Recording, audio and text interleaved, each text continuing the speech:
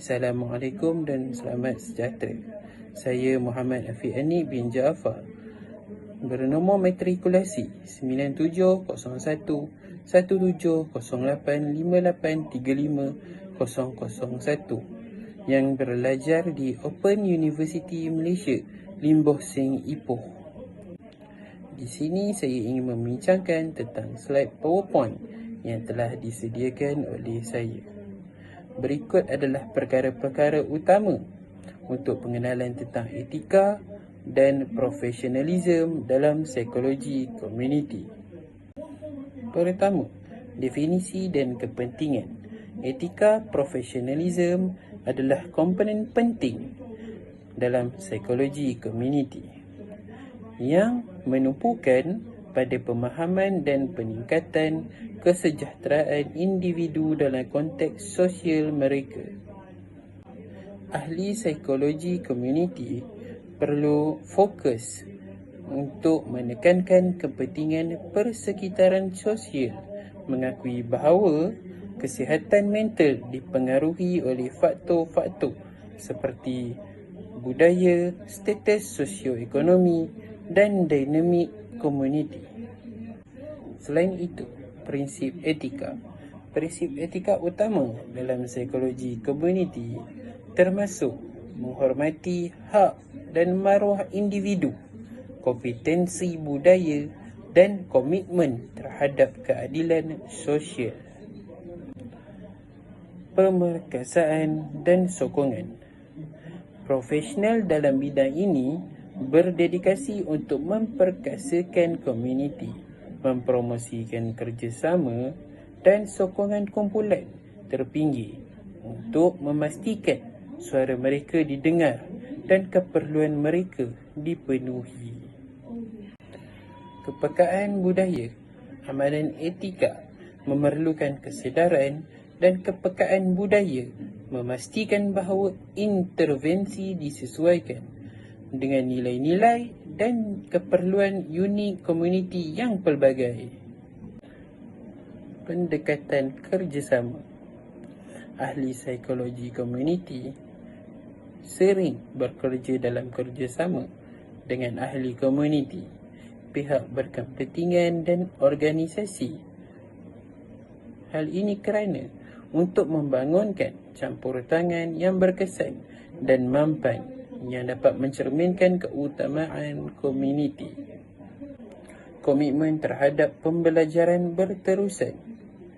Etika dan profesionalism menuntut pendidikan berterusan dan refleksi diri untuk kekal terkini dengan amalan terbaik dan isu-isu baru yang muncul dalam bidang ini. Terakhir sekali, kesan terhadap dasar.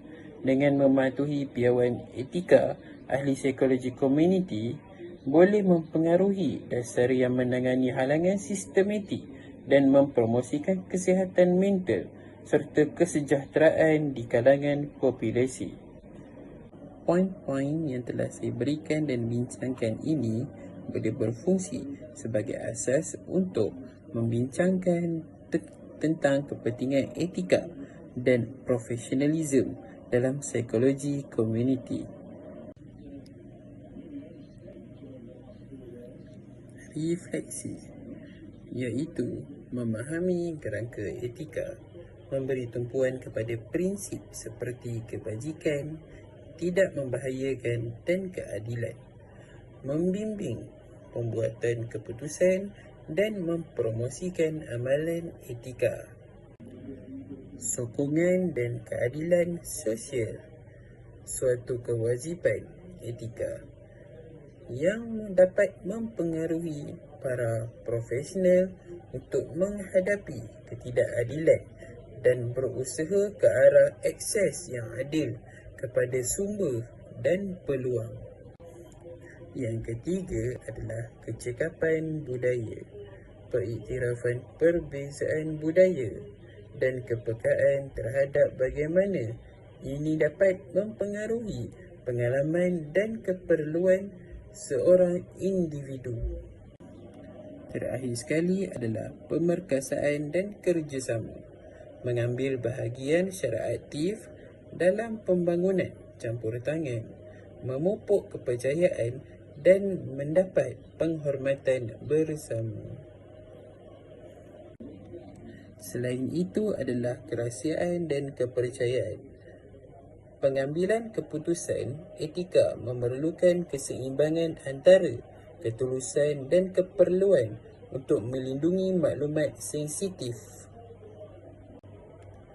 peribadi tentang nilai, mengutamakan kesejahteraan individu dan komuniti serta memperjuangkan mereka yang mungkin tidak mempunyai suara untuk menyuarakan pendapat mereka. Pembangunan profesional dan tanggungjawab. Komitmen terhadap pembangunan profesional yang berterusan dan mematuhi piawaian etika yang telah disediakan. Terakhir sekali adalah menavigasi dilema etika. Proses membuat keputusan reflektif yang mempertimbangkan potensi impak terhadap individu dan komuniti setempat. Secara kesimpulannya, penting untuk kita memupuk kepercayaan, penghormatan dan perubahan positif dalam komuniti. Menunjukkan kompetensi budaya dan memperjuangkan keadilan sosial. Dedikasikan kepada amalan etika dan profesionalisme, meningkatkan keupayaan ahli psikologi komuniti untuk mempromosikan kesihatan mental, menangani ketidaksamaan sistematik serta mencipta kesan yang berkekalan dan bermakna dalam kehidupan. Sekian, terima kasih.